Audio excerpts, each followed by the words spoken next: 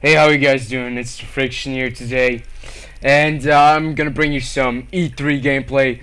One of my favorite tanks. This is on Lakeville. Lakeville is a very old school map. I really like this map, and this was actually pretty nice game. This was one of the games I really liked. Um, Even though it was like it put me in a very bad position. Um, Still love this game, and I finished with a quite nice score. I can say. I hope at least I can say that, and I'm happy that I decided to play my E3 instead of my E4 because I would have not survived this with my E4. So I guess since E3 very well armored frontal, you would say I should go into the 1-2 line, but actually I always start off by sniping from the middle here over to the guys who pass like this road over here to the city, and that usually works pretty well. Well, I'm a bit slow over here. I'm not the fastest tank. It's still faster than the E4, but it's 95. And I just missed him. I don't know how I missed him, but I kind of missed him. Unfortunately, our bad jet is getting hit pretty badly. He's dead. But we're still strong over here. And this E50M is just suiciding. This is pretty funny here. And yeah, we had some lag, unfortunately. And bam, right there, right into the face. That's what I really like about this tank. If you hit someone, it's gonna really fuck them over. It's a very mean, very mean, like tank. And I hit him again, and that was a very lucky shot in my opinion, because I could have missed that one very easily. And yeah, I still hit him, but unfortunately this object 268 gets pretty devastated here. He gets like hit pretty hard. And you can see I'm using the zoom mod, which allows you for better zoom. And this E4, he just didn't pull back, so he got murdered pretty much, unfortunately for him. But I went up there and came to his help, and that's a good thing about E3. You got like so much armor, and if there's no arty, you're pretty much invincible if you can keep your lower plate safe for a while. And that's what I just did right there. That Forge 155. He did try to hit my lower plate, but he couldn't. So he shot at my commander's hedge, which is the stupidest thing you can do to a E3 because it's gonna bounce most of the time, or 80 or 90% of the time if you don't use gold. That is because this turret is really weird. It's a very weird turret, but I really like how they did it. Not turret, I mean the cupola on top. It's a really weird cupola kind of thing. So right here I got like perfect shots into the city, and I take a shot at the E5. That was a very low roll because you do like up to 1000 damage with this tank, and that was only 781. That's the lowest roll is 750 pretty much. And this M6 just gets the best of me and just gets tracked. That was pretty annoying. And I was just saying I was feeling like an Audi because I was sitting back here and all the time and just popping shells and doing extreme amount of damage. I guess and then this G guy. Well, that was only fun. They were only kidding. So don't take everything seriously, they say.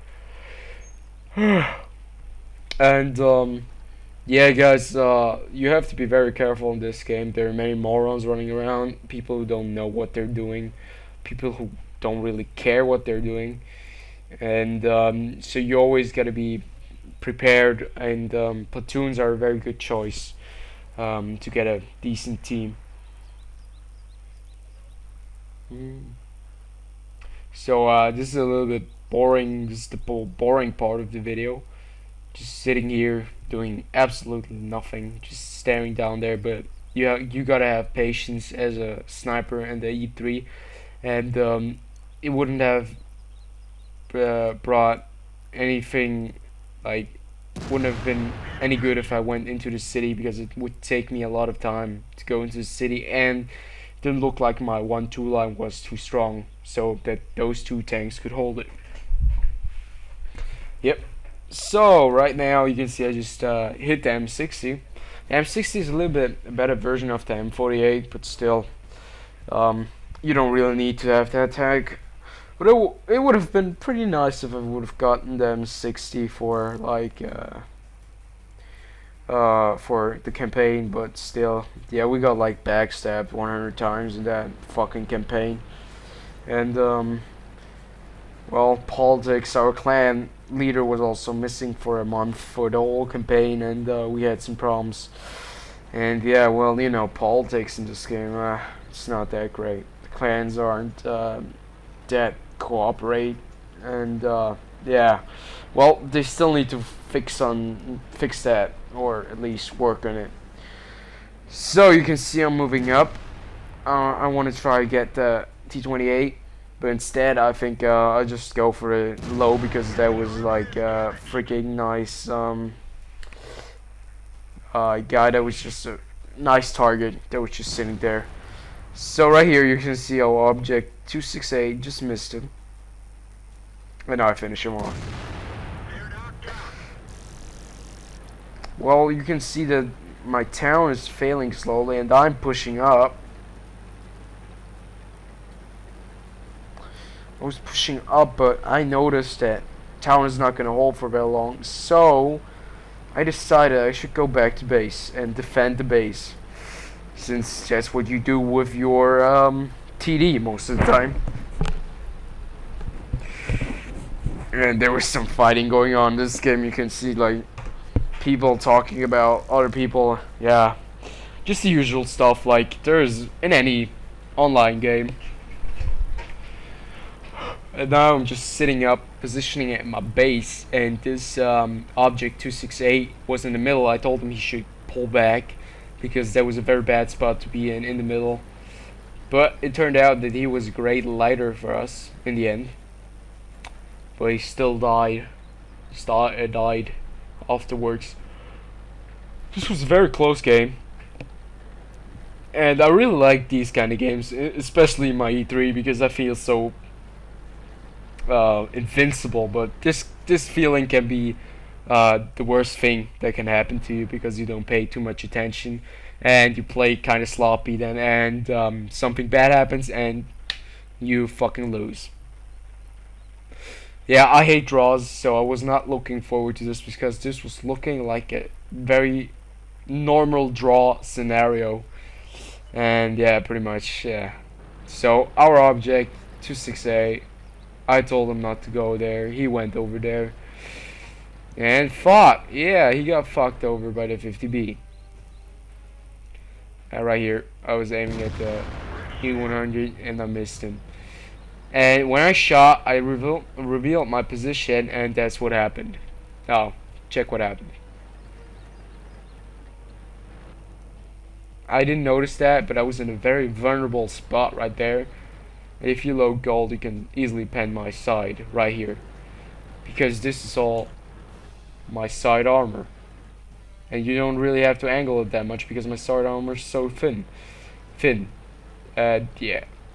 Now I get hit pretty hard by the 50B. You will see that right away. No, actually, it doesn't happen. Oh yes, now it does. There's the Jackman 3100, Jackzilla hit me, and the 50B, which is pouting at my side. He bounced one of his shots. The other one went through. Fortunately for me, I did finish off the T57. I did get I have 6,000 damage now, and it looks like this looks like I'm gonna lose it, or at least my team is gonna lose this. The 50B is reloading. And yeah. Well,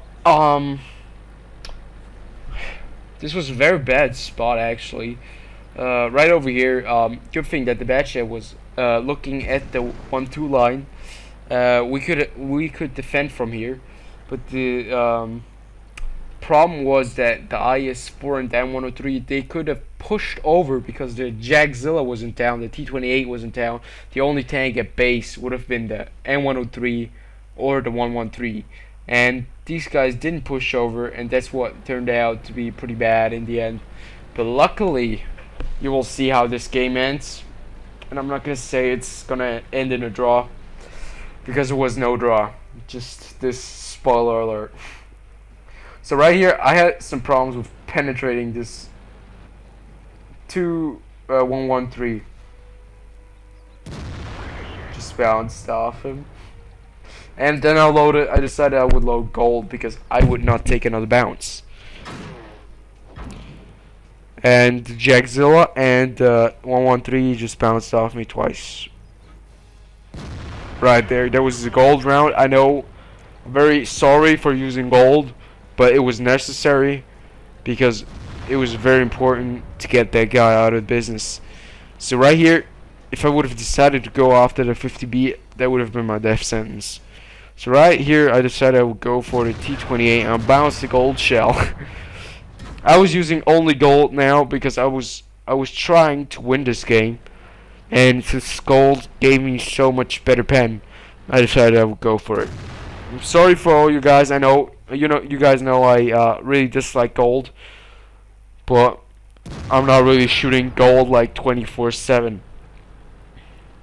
So right here, it wasn't looking too good for those guys, for the 50B and Jagdpanzer E100, and yeah, now pretty much it was just 2-on-3, and nothing could go wrong. I think, right? Nothing could go wrong. Yeah, well, it's gonna go downhill pretty fast.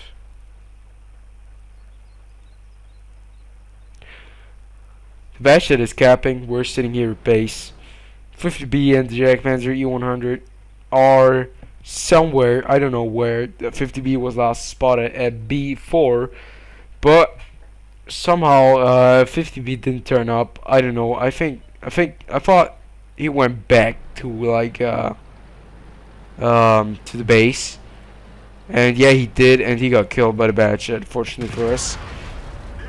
And this Jagdpanzer just did the impossible. He just penetrated my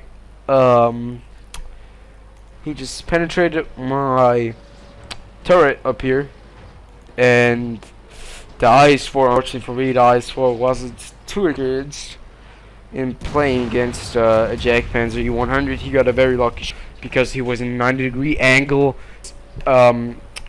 His arm, and right this time again, go on like this because he would lose. IS-4 isn't the brightest player.